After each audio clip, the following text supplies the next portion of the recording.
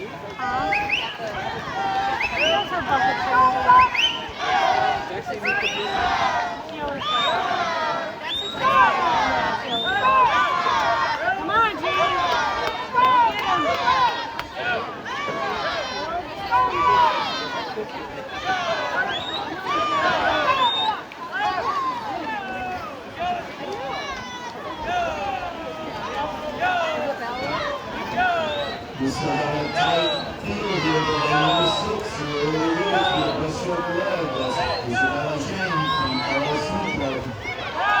41.96 outstrips the field through that breaststroke leg.